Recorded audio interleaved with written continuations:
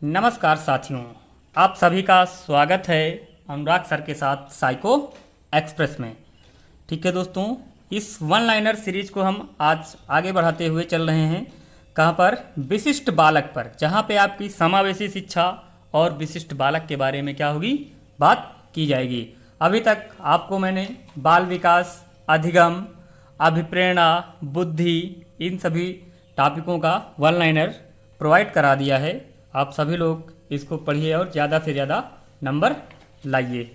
ठीक है दोस्तों, ठीक है। तो बाल विकास में यानी विशिष्ट बालक क्या होता है? ठीक है, तो विशिष्ट बालक क्या होता है? विशिष्ट बालक वह है जो किसी एक अथवा कई गुणों की दृष्टि से क्या हो, सामान्य बालक से पर्याप्त मात्रा में भिन्न हो।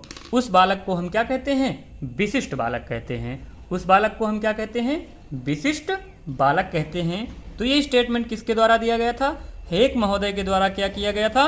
दिया गया था। विशिष्ट बालक वह है जो किसी एक अथवा कई गुणों की दृष्टि से सामान्य बालक से पर्याप्त मात्रा में भिन्न होता है। किस महोदय ने कहा था? आपके हेक महोदय ने कहा था। ठीक है दोस्तों, उसके बाद अब विशिष्ट बालक क्या होते हैं, आपके कितने प्रकार के होते हैं, तो उनके बारे में हम बात कर रहे हैं।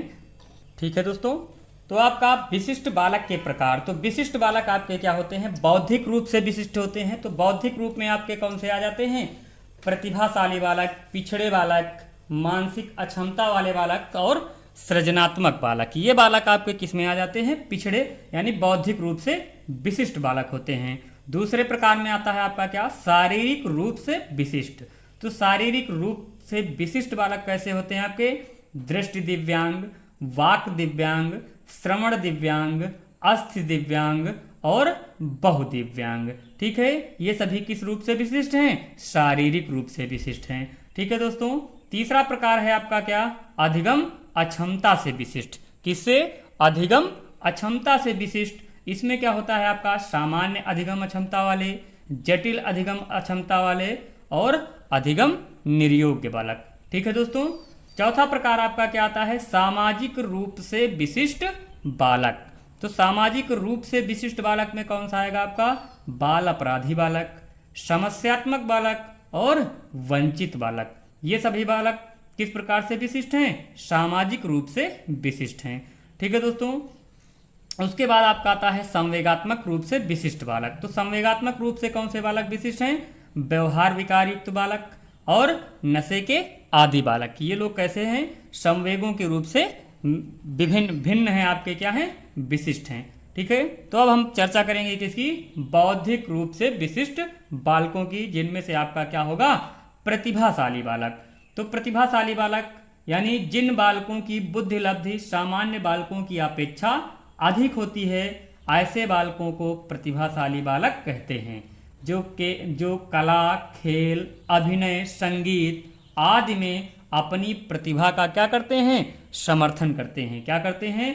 जो कला, खेल, अभिनय, संगीत आदि में अपनी प्रतिभा का समर्थन करते हैं। ठीक है दोस्तों, उसके बाद इस विशिष्ट बालक को लेकर आपके स्किनर व हैरीमैन महोदय ने क्या किया है? एक परिभाषा दिया है। क्या?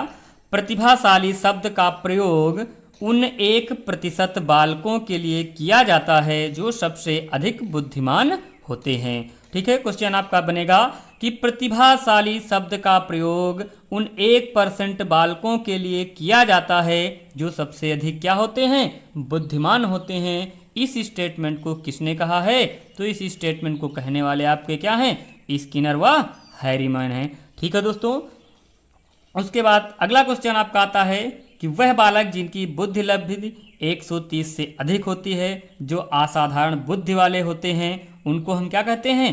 प्रतिभाशाली बालक कहते हैं। यानी वह बालक जो कला, गणित, संगीत, अभिनय में एक या एक से अधिक विशेष योग्यता रखते हैं, उन बालकों को हम प्रतिभाशाली बालक कहते हैं। तो इस स्टेटमेंट को कहने वाले आपके कौन थे? क्रो महोदय। ठीक है दोस्तों, अगला है आपका कि प्रतिभाशाली बालक को किन विधियों से शिक्षा दी जानी चाहिए? तो प्रतिभाशाली बालकों को निगमन, ह्यूरिस्टिक, प्रोजेक्ट और प्रयोगशाला विधियों के माध्यम से क्या करना चाहिए? शिक्षा देना चाहिए। ठीक है दोस्तों, ठीक है दोस्तों, उसके बाद फिर आपका क्या आता है, प्रतिभाशाली बालकों की विशेषताएं। तो इनकी विशेषताएं क्या होती हैं आपकी, पढ़ने लिखने में इनकी अधिक रुचि होगी, इनके अंदर अवधान, निरीक्षण, प्रत्यक्षीकरण, कल्पना, स्मृति, तर्क, निर्णय की क्षमता अधिक होती है तथा इनके संवेग क्या होते हैं दोस्तों, दृढ़ होते हैं। ठीक है दोस्तों, इनके संवेग क्या होंगे, दृढ़ होंगे। ठीक है, उसके बाद आपके मेयर्स तथा विटकन महोदय ने कहा था कि विशिष्ट बालकों को पढ़ाने के लिए क्या करना चाहिए, विशिष्ट कक्षा का प्रबंध करना चाहिए। ठीक है दोस्तों, विशिष्ट कक्षा का क्या करना चाहिए, प्रबंध करना चाहिए। और प्रतिभाशाली बालकों को उत्तरदायित्व का कार्य देना चाहिए, नेतृत्व प्रशिक्षण का कार्य देना चाहिए, संस्कृति की शिक्षा का क्या करना चाहिए, सर्वांगीण विकास करना चाहिए। किन बालकों को, आपके जितने भी प्रतिभाशाली बालक हैं। ठीक है दोस्तों, उसके बाद अगला बालक आता है आपका क्या, पिछड़ा बालक। यानी पिछड़े बालक कौन होते हैं, वे बालक जो शिक्षा प्राप्त करने में सामान्य बालकों से पिछड़ जाते हैं, उनको पिछड़े बालक कहते हैं। ठीक है, तो पिछड़ा बालक आपका क्या होगा, प्रतिभाशाली बालक, औसत बुद्धि वाला, तीव्र बुद्धि वाला और पिछड़ा बालक भी क्या हो सकता है, ये सभी बालक क्या हो सकते हैं, पिछड़े हो सकते हैं। ठीक है दोस्तों, यानी वह बालक जो शिक्षा प्राप्त करने में सामान्य बालकों से क्या हो, पिछड़ जाए, उस प्रकार के बालकों को हम क्या कहते हैं, पिछड़ा बालक कहते हैं। तो सिरिल और बर्ट महोदय ने एक स्टेटमेंट कहा है कि पिछड़े बालक वे होते हैं जो अपनी आयु स्तर की कक्षा से एक सीढ़ी नीचे की कक्षा का कार्य करने में क्या होते हैं, असमर्थ होते हैं। ठीक है दोस्तों, पिछड़े बालक वे होते हैं जो अपनी आयु स्तर की कक्षा से एक सीढ़ी नीचे की कक्षा का कार्य करने में क्या होते हैं, असमर्थ होते हैं। उन बालकों को हम क्या कहते हैं, पिछड़ा बालक कहते हैं। और इस स्टेटमेंट को किसने कहा था, सिरिल व बर्ट महोदय ने कहा था। ठीक है दोस्तों, पिछड़े बालकों के प्रकार, तो आपका शारीरिक दोष के कारण क्या हो सकते हैं, पिछड़े हो सकते हैं, मानसिक दृष्टि से पिछड़े हो सकते हैं, संवेगात्मक दृष्टि से क्या हो सकते हैं, पिछड़े हो सकते हैं। ठीक है दोस्तों, पिछड़े बालकों की बुद्धि लब्धि कितनी होती है, तो पिछड़े बालकों की बुद्धि लब्धि 80 से 90 के बीच में होती है। ठीक है दोस्तों, पिछड़े बालकों की बुद्धि लब्धि कितनी होती है, 80 से 90 के बीच में होती है। ठीक है, पिछड़ेपन के क्या कारण हो सकते हैं, तो जैसे आपका पिछड़ेपन के कारणों में क्या होगा, यानी बार बार विद्यालय के पलायन से, ठीक है, अयोग्य व निष्ठुर अध्यापकों की वजह से, ठीक है, वातावरण परिस्थिति की वजह से, शारीरिक दोष व रोग की वजह से, संवेगों पर नियंत्रण न कर पाने से, इन कारणों से बालक क्या होता है, पिछड़ जाता है। ठीक है दोस्तों, इन कारणों से बालक क्या हो सकता है, पिछड़ जाता है। ठीक है, इसलिए पिछड़ेपन का भी उपचार किया जा सकता है। मनोवैज्ञानिकों ने कहा कि पिछड़ेपन का क्या किया, उपचार किया जा सकता है। ठीक है दोस्तों, उसके बाद अगले बालक आते हैं आपके क्या, मंदबुद्धि बालक। कौन से बालक, मंदबुद्धि बालक। ठीक है दोस्तों, जिस बालक की सूझ, ग्राह्य क्षमता, तर्क शक्ति एवं अवधान केंद्रित करने की क्षमता सामान्य बालकों से क्या हो, कम हो, वह मंद बुद्धि के बालक कहलाते हैं। वो कैसे बालक कहलाते हैं, मंद बुद्धि के बालक कहलाते हैं। ठीक है, इन्हें हम मंदित मना बालक भी कहते हैं। इन्हें हम क्या कहते हैं, मंदित मना बालक भी कहते हैं। ठीक है दोस्तों, तो हालिंगवर्थ महोदय ने एक परिभाषा दिया था मंद बुद्धि बालकों को लेकर कि वह व्यक्ति मानसिक मंद कहा जाएगा जिसकी मौलिक बुद्धि लब्धि 70 या उससे कम हो। ठीक है, वह व्यक्ति मानसिक मंद कहा जाएगा जिसकी मौलिक बुद्धि लब्धि क्या हो, 70 या उससे कम हो। ठीक है, इस स्टेटमेंट को किसने कहा था, तो हालिंगवर्थ महोदय ने कहा था। ठीक है दोस्तों, उसके बाद मंद बुद्धि के बालकों की पहचान 1913 में इंग्लैंड में हुई थी एवं इनके कल्याण हेतु मेंटल डिफिशियंसी एक्ट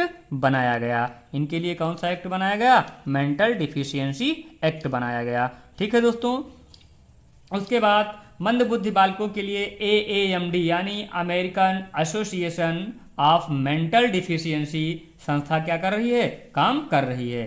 ठीक है, 2007 में इसका नाम परिवर्तित कर दिया गया था। नाम क्या रखा गया था, American association of intellectual and development disabilities, AAIDD। इसका नाम क्या कर दिया गया था, AAIDD कर दिया गया था। ठीक है दोस्तों, उसके बाद आपका क्या आता है, इसका नाम बदलकर क्या कर दिया गया था, AAIDD कर दिया गया था। ठीक है दोस्तों, ठीक है दोस्तों, उसका नाम क्या कर दिया गया था, AAID क्या कर दिया गया था, AAID कर दिया गया था। ठीक है दोस्तों, उसके बाद मंद बुद्धि बालकों के प्रकार कैसे होते हैं? शिक्षा पाने योग्य, मंदित, मना। इनको हम क्या कहते हैं? EMR कहते हैं। क्या कहते हैं? EMR कहते हैं। इनकी बुद्धि लब्धि 50 से 70 होती है। ठीक है, इस प्रकार की मंदता को परीक्षण द्वारा ही क्या किया जा सकता है? पता किया जा सकता है। यह तीसरी चौथी कक्षा तक शिक्षा क्या कर सकते हैं? प्राप्त कर सकते हैं। ठीक है दोस्तों, दूसरा है आपका प्रशिक्षण योग्य मंदित मना यानी TMR। ठीक है, इनकी बुद्धि लब्धि कितनी होती है? 20 से 50 होती है। ठीक है, इनकी मानसिक आयु औसत बालक से क्या होती है? 5 वर्ष कम होती है। ठीक है दोस्तों, उसके बाद आपका आता है पराश्रयी या पूर्ण मंदित मना। इसे हम क्या कहते हैं? CMR कहते हैं। क्या कहते हैं? CMR कहते हैं। ये जड़ बुद्धि वाले बालक होते हैं और इनकी बुद्धि लब्धि 0 से 20 तक होती है और इनकी संख्या क्या होती है? 5% से अधिक नहीं होती है। ठीक है दोस्तों, उसके बाद अगला आता है कि मानसिक रूप से मंद बालकों की बीमारियां कौन कौन सी हैं? तो मानसिक रूप से मंद बालकों की बीमारियां, पहली आपकी क्या है? मंगोलिज्म है। पहली क्या है? मंगोलिज्म है। इनमें सिर की आकृति क्या होती है? मंगोल जाति के लोगों के समान होती है। ऐसे बालक अत्यधिक मंद बुद्धि के होते हैं। ठीक है दोस्तों, दूसरी है आपकी क्या? क्रेटिनिज्म। दूसरी आपकी क्या है? क्रेटिनिज्म है। दूसरी आपकी क्या है? क्रेटिनिज्म है। इसमें क्या होता है? इनका शरीर विकास अधिकाधिक 3 फुट होता है एवं कान क्या होते हैं? बहुत बड़े हो जाते हैं। शरीर का क्या होता है? ज़्यादा विकास नहीं होता और कान क्या होते हैं? बहुत बड़े हो जाते हैं। अगला है दोस्तों आपका हाइड्रोसिफेली। ठीक, इसमें क्या होता है? सिर का आकार 26 से 28 इंच की परिधि का होता है। सिर क्या होता है इनका? बड़ा होता है और शरीर क्या होता है? छोटा होता है। ठीक है दोस्तों, उसके बाद अगला आता है आपका क्या? माइक्रोसिफेली। इनके सिर का आकार क्या होगा? 9 से 10 इंच का होगा और शरीर इनका क्या होता है? बड़ा होता है। ठीक है दोस्तों, अब इन मंद बुद्धि के बालकों को शिक्षा कैसी देनी है? मॉन्टेसरी, ड्रेकाली व हस्तकला की शिक्षा दी जानी चाहिए। मंद बुद्धि के बालकों को कैसी शिक्षा दी जानी चाहिए? मॉन्टेसरी पद्धति से, ड्रेकाली पद्धति से और हस्तकला यानी बेसिक शिक्षा से इनको क्या करना चाहिए? व्यवस्थित शिक्षा देनी चाहिए और दृश्य श्रव्य सामग्रियों का क्या करना चाहिए? ज़्यादा से ज़्यादा प्रयोग करना चाहिए। ठीक है दोस्तों, उसके बाद अगला आता है आपका क्या? समस्यात्मक बालक। ठीक है, अगला बालक कौन सा आएगा? समस्यात्मक बालक। कैसा बालक आएगा? समस्यात्मक बालक। ठीक, वह बालक जिनके व्यवहार में ऐसी कोई सामान्य बात होती है जो समस्या को क्या करती है? जन्म देती है। ऐसे बालकों को हम क्या कहते हैं? समस्यात्मक बालक कहते हैं। जैसे चोरी करना, गाली देना, झूठ बोलना, ऐसे बालक कैसे होते हैं आपके? समस्यात्मक बालक होते हैं। ठीक है दोस्तों, तो समस्यात्मक बालक को लेकर आपके वैलेंटाइन महोदय ने एक स्टेटमेंट कहा है। क्या कहा है? कि समस्यात्मक बालक वे बालक हैं जिनका व्यवहार अथवा व्यक्तित्व किसी बात में गंभीर रूप से क्या होता है? असाधारण होता है।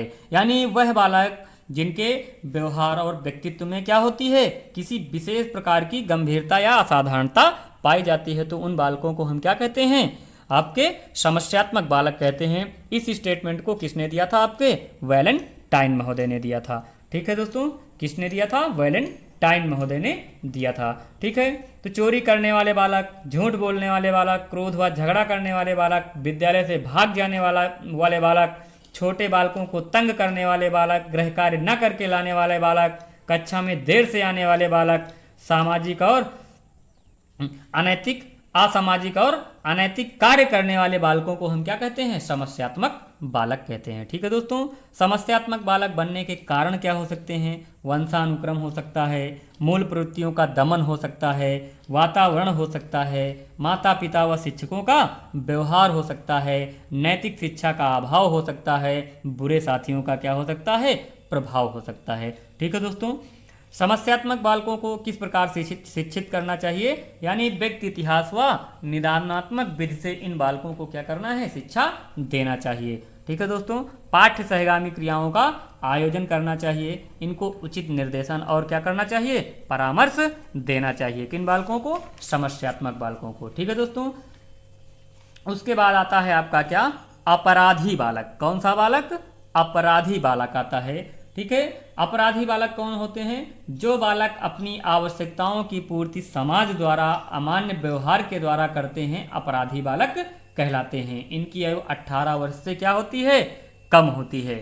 ठीक है दोस्तों, इनकी आयु क्या होगी, 18 वर्ष से कम होगी। ठीक है दोस्तों, ठीक है। उसके बाद अगला क्या है, अब बाल अपराध का कारण कुछ आनुवांशिक दोष होता है, किसने कहा था, तो सीजर लाम्ब्रोसो ने कहा था कि बाल अपराध का कुछ कारण क्या होता है, आनुवांशिक दोष होता है। तो किसने कहा था, सीजर लाम्ब्रोसो महोदय ने कहा था। ठीक है दोस्तों, उसके बाद आपका क्या आता है कि जो अगला स्टेटमेंट का है, किसका है, मार्टिन तथा न्यूमेयर का है। किसका है, मार्टिन तथा न्यूमेयर का है। इन्होंने क्या कहा कि जो समाज विरोधी व्यवहार व्यक्तिगत तथा सामाजिक विघटन उत्पन्न करता है, बाल अपराध कहा जाता है। यानी जो समाज विरोधी व्यवहार व्यक्तिगत तथा सामाजिक विघटन उत्पन्न करे, उस प्रकार के बालक को हम क्या कहते हैं, अपराधी बालक कहते हैं। किसने कहा था, मार्टिन तथा न्यूमेयर ने कहा था। ठीक है दोस्तों, बाल अपराध विज्ञान का जनक किसे माना जाता है, तो बाल अपराध विज्ञान का जनक किसे माना जाएगा, सीजर लाम्ब्रोसो को माना जाएगा। बाल अपराध विज्ञान का जनक किसे माना जाता है, सीजर लाम्ब्रोसो को माना जाता है। ठीक है दोस्तों, उसके बाद अगला आता है कि आपका कि कार्ल रोजर्स ने बाल उपचार के लिए अनिर्देशित पद्धति का विकास किया। ठीक है, कार्ल रोजर्स ने बाल उपचार के लिए किस पद्धति का विकास किया था, अनिर्देशित पद्धति का विकास किया था। तो क्वेश्चन बन सकता है कि अनिर्देशित पद्धति किसके लिए प्रयोग की जाती है, तो बाल अपराधियों के लिए प्रयोग की जाती है। ठीक है दोस्तों, उसके बाद अगला है आपका कि बोस्टल संस्थाएं बाल अपराधियों को क्या करती हैं, सुधारती है। अमेरिका में क्या था, बोस्टल नाम की संस्थाएं थी जो बाल अपराधियों को क्या करती हैं, सुधारती हैं। ठीक है, भारत में क्या है, बाल सुधार गृह बनाए गए हैं जहां पे बाल अपराधियों को क्या किया जाता है, सुधारा जाता है। ठीक है दोस्तों, उसके बाद आपका क्या आता है कि दिव्यांग बालक। कैसे बालक, दिव्यांग बालक। ठीक है, तो दिव्यांग बालक कौन से होते हैं, क्रो महोदय ने एक परिभाषा दिया है दिव्यांग बालकों को लेकर कि वह बालक जिसमें कोई शारीरिक दोष हो जो उसके कार्यों में बाधा डालता है, दिव्यांग बालक कहलाता है। यानी वह बालक जिसमें कोई शारीरिक दोष है जो उसके कार्यों में बाधा डालता है, दिव्यांग बालक कहलाता है। तो इस स्टेटमेंट को किसने कहा था, क्रो महोदय ने कहा था। ठीक है दोस्तों, उसके बाद आपका क्या आता है, दिव्यांग बालक कितने प्रकार के होते हैं, अंधे व अर्धअंधे, बहरे व अर्धबहरे, वाणी दोष वाले, अपंग शारीरिक दोष वाले, अत्यधिक कोमल बालक। ये बालक आपके क्या होते हैं, दिव्यांग प्रकार के होते हैं। ठीक है दोस्तों, तो अंधे बालकों को लुइस ब्रेल द्वारा बनाई गई ब्रेल लिपि से क्या होती है, शिक्षा दी जाती है। ठीक है, जो अंधे बालक होते हैं जिनको कम दिखाई पड़ता है, उन बालकों को क्या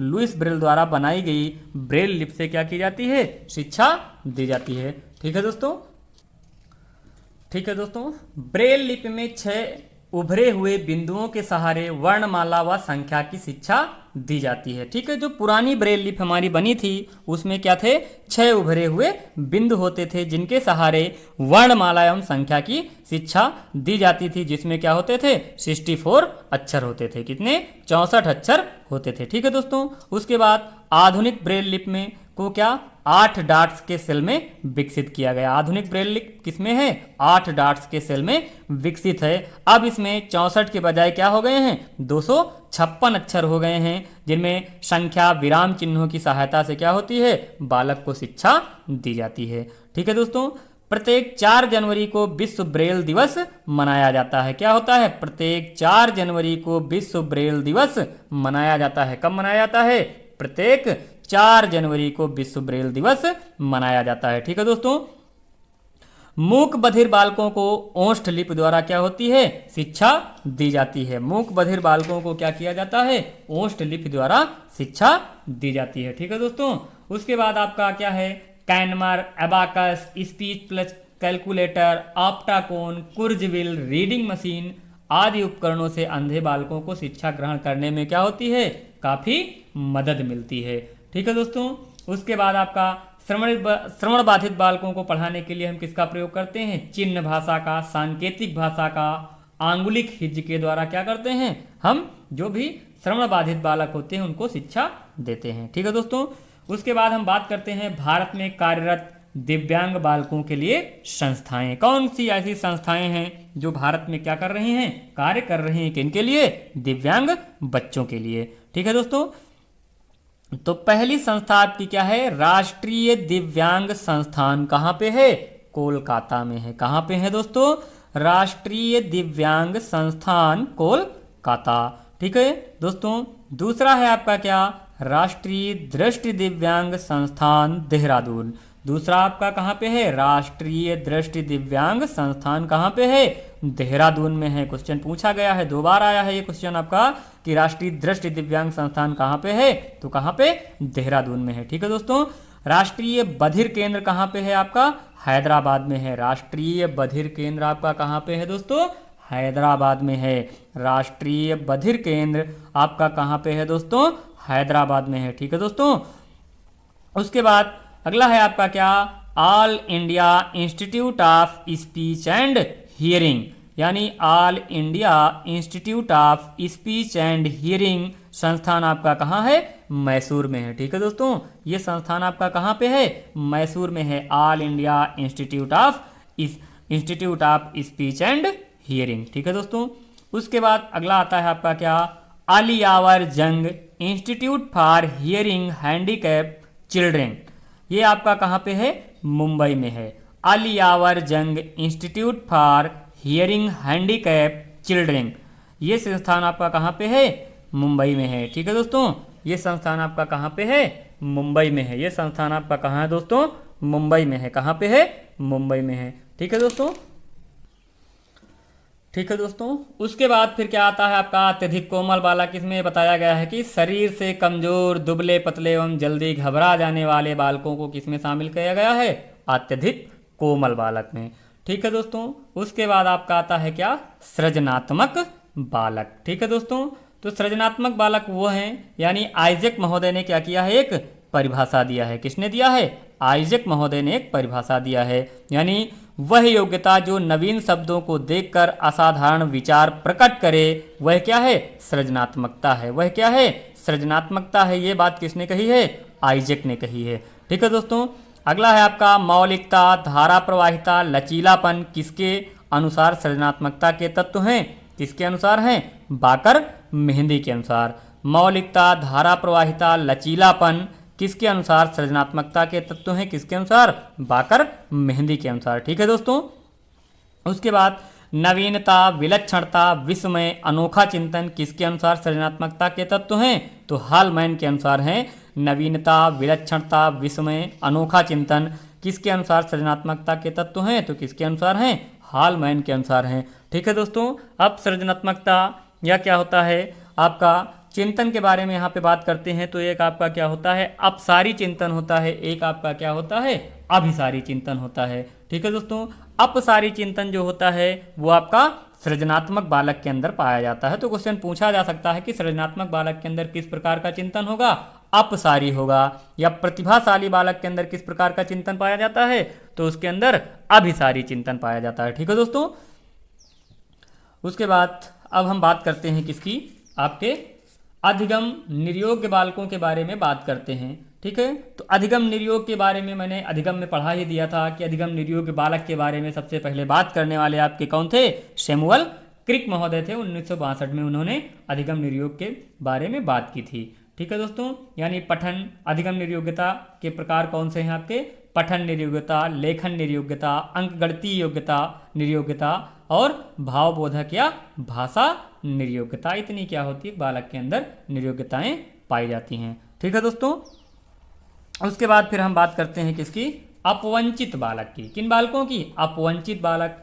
तो अपवंचित बालक कौन होते हैं, जिस बालक को अपनी प्रगति हेतु अपने समाज में न्यूनतम सुविधाएं भी प्राप्त नहीं हैं, वह सामाजिक दृष्टि से सुविधा वंचित बालक कहलाएगा।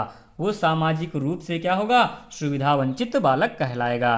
ठीक है। गार्डन महोदय ने एक परिभाषा दिया है कि अपवंचन बाल्यावस्था की उद्दीपन दशाओं की क्या है, न्यूनता है। ठीक है दोस्तों। उसके बाद आपका पोलमैन महोदय ने क्या किया है, इसके बारे में बात कही है। ठीक है। तो पोलमैन ने क्या कहा है कि अपवंचन निम्न स्तरीय जीवन दशा या बिलगाव की ओर संकेत करता है, जो कि कुछ व्यक्तियों को उनके समाज की सांस्कृतिक उपलब्धियों में भाग लेने से क्या करता है, रोक लेता है। तो किसने कहा है, पोलमैन ने कहा है। ठीक है दोस्तों। उसके बाद आपके जरोली, मैक तथा एच.एस. वाल्स ने भी एक परिभाषा दी है। क्या दिया है कि क्या दिया है आपका, सामाजिक दृष्टि से सुविधा वंचित बालक वह है जो एक सक्षम एवं संतुष्टि भरा जीवन जीने के अनवरत विकास में क्या है, अभावग्रस्त है। क्या है, अभावग्रस्त है। ठीक है दोस्तों।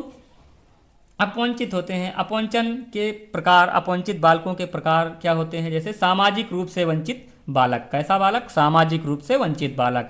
यानी सामाजिक रूप में क्या होगा, जाति, धर्म, वर्ग के आधार पे उसको क्या किया जाए, वंचित कर दिया जाए। ठीक है। घर का बिगड़ा माहौल उसे क्या करता है, वंचित कर सकता है। पड़ोस के साथियों का दुष्प्रभाव भी क्या कर सकता है, उसे वंचित कर सकता है। संवेगात्मक रूप से अस्थिर बालक भी क्या होता है, वंचित हो जाता है। ठीक है दोस्तों। उसके बाद आर्थिक रूप से वंचित बालक, ठीक है, जिनके पास आर्थिक स्थिति सही नहीं, वो भी बालक क्या होते हैं, आपके वंचित हो जाते हैं। संवेगात्मक रूप से वंचित बालक, माता पिता से पर्याप्त स्नेह में नहीं मिलता है तो क्या होते हैं, संवेगात्मक रूप से वंचित हो जाते हैं। ठीक है दोस्तों। अगला है आपका क्या, वैयक्तिक भिन्नता के कारण वंचित। ठीक, शारीरिक अक्षमता के कारण, व्यक्तिगत दोषों से समायोजन नहीं हो पाता है, जिस वजह से वो क्या होते हैं, अपवंचित हो जाते हैं। ठीक है दोस्तों। अपवंचित बालकों को पढ़ाने के लिए अमेरिका में क्या किया गया था, एलिमेंट्री एंड सेकेंडरी एजुकेशन नाम की एक संस्था बनाई गई थी, जिसके द्वारा वहाँ के बच्चों को क्या किया जाता था, पढ़ाया जाता था। ठीक है दोस्तों। और इनके लिए क्या होती थी, बुजिंग प्रोग्राम की व्यवस्था होती थी। किसके लिए, अपवंचित बालकों के लिए बुजिंग प्रोग्राम की क्या होती थी, व्यवस्था होती थी। इसमें अलाभान्वित बालकों को लाभान्वित बालकों के साथ बैठाकर इस उम्मीद से शिक्षा दी जाती थी कि उनको देखकर उनमें भी प्रेरणा एवं अभिरुचि जागेगी, जिससे उनका शैक्षिक स्तर क्या हो जाएगा, ऊंचा हो जाएगा। ठीक है दोस्तों। ये प्रोग्राम कैसा था आपका, बुजिंग प्रोग्राम था। उसके बाद आपका आता है हेड स्टार्ट प्रोग्राम। ठीक है दोस्तों। यह एक तरह क्षतिपूर्ति शिक्षा का क्या है, कार्यक्रम है। यह इस उम्मीद के साथ प्रारंभ की गई कि इसमें अलाभान्वित बालक भी अपने घर पर कुछ वैसे ही कौशल सीख पाएंगे जो लाभान्वित बालक अपने घर पर सीखता है। ठीक है दोस्तों। तो ये आपका क्या है, हेड स्टार्ट प्रोग्राम है। किसको पढ़ाने के लिए, अपवंचित बालकों के लिए। ये तो थी आपके क्या, विशिष्ट बालकों से संबंधित बातें थी। ठीक है दोस्तों। आप वीडियो को लाइक और शेयर करते रहिए, जिससे अधिक से अधिक लोगों का क्या हो, लाभ होता रहे। ठीक है दोस्तों। अब हम यहीं से रोकते हैं इस टॉपिक को। अब आगे आपका नया टॉपिक आएगा शिक्षण का, जिसमें से किसको शामिल करेंगे, कम्युनिकेशन को शामिल करेंगे। ठीक है दोस्तों। फिर मिलते हैं अगले वीडियो में। ठीक है। जय हिंद, जय भारत।